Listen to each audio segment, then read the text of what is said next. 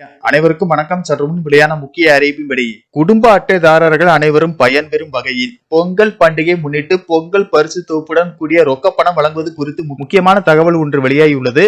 இதை பத்தி நம்ம வீடியோல பார்க்க போறோம். வீடியோவை ஸ்கிப் பண்ணாம பாருங்க. வீடியோக்குள்ள போறதுக்கு முன்னாடி இந்த வீடியோக்கு ஒரு லைக் பட்டனை பிரஸ் பண்ணிக்கோங்க. இப்பதான் நம்ம சேனலுக்கு ஃபர்ஸ்ட் டைம் வரீங்கன்னா சப்ஸ்கிரைப் பட்டனை பிரஸ் பண்ணிக்கோங்க. கூடவே பெல் ஐகான் பட்டனையும் பிரஸ் பண்ணிக்கோங்க. வாங்க வீடியோக்குள்ள போகலாம். தமிழகத்தில் பொங்கல் பரிசு தொகுப்பு பெறுவதற்கான டோக்கன் இன்று முதல் வீடு வீடாக விநியோகம் செய்யும் பணி துவங்கப்பட்டுள்ளது. பொங்கல் பண்டிகை ஒட்டி குடும்ப அட்டைதாரர்களுக்கு 1 கிலோ பச்சரிசி, 1 கிலோ சர்க்கரை, ஒரு முழு கரும்பு அடங்கிய பொங்கல் பரிசு தொகுப்பு வழங்கப்படும் என்று முதல்வர் ஸ்டாலின் அறிவித்திருந்தார்.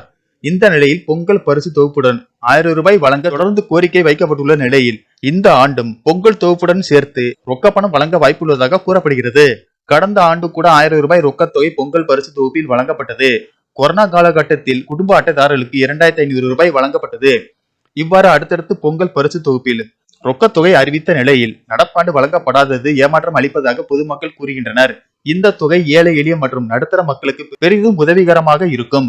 இதனை பொதுமக்கள் பலரும் சுட்டிக்காட்டி கடைசி நேரத்திலாவது அறிவிப்பை வெளியிட வேண்டும் என்று கோரிக்கை விடுத்துள்ளனர். அதன்படி பொங்கல் பரிசு தொகுப்புடன் ரொக்க பணம் வழங்க பல்வேறு கட்சி தலைவர்கள் கோரிக்கை விடுத்து வந்த நிலையில் பொங்கலுக்கு ரூபாய் 2000 வழங்க வேண்டும் என பாஜக சார்பில் சென்னை உயர்நீதிமன்றத்தில் வழக்கு தொடரப்பட்டுள்ளது. அதில் மறைந்த முன்னாள் முதல்வர் கருணாநிதி பொங்கல் பரிசு கொடுக்கும் வழக்கத்தை துவங்கி வைத்தார். மறைந்த முதல்வர் ஜெயலலிதா ஆட்சி காலத்தில் பலமுறை பொங்கல் பரிசு பொருட்களோடு ரொக்க பணமும் கொடுக்கப்பட்டது.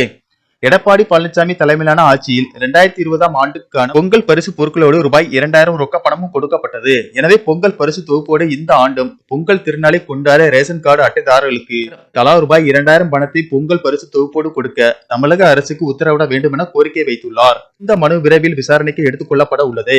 இந்த வழக்கில் சென்னை ஐகோர்ட் உத்தரவு பிறப்பிக்கும் பட்சத்தில் இந்த ஆண்டு பொங்கல் பண்டிகைக்கு மக்களுக்கு பொங்கல் தொகுப்போடு ரொக்க பணமும் கிடைக்க வாய்ப்புள்ளதாக கூறப்படுகிறது. இந்த நிலையில் வரும் 13ஆம் தேதி பொங்கல் பண்டிகைக்கு முன்பாக பெரும்பாலானோருக்கு பரிசு தொகுப்பை வழங்கி முடித்திட தமிழக அரசு திட்டமிட்டுள்ளது. அதன்படியே இன்று முதல் ரேஷன் கடை ஊழியர்கள் வீடு வீடாக சென்று டோக்கன்களை விநியோகம் செய்ய துவங்கி இருக்கிறார்கள். மேலும் பொங்கல் முன்னிட்டு இலவச வேஷ்டி சேலைகள் அனைத்தும் தயார் செய்யப்பட்டு அனைத்து மாவட்டங்களுக்கும் அனுப்பி வைக்கப்பட்டுள்ளன.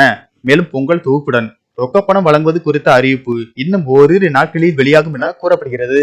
நன்றி, வணக்கம்.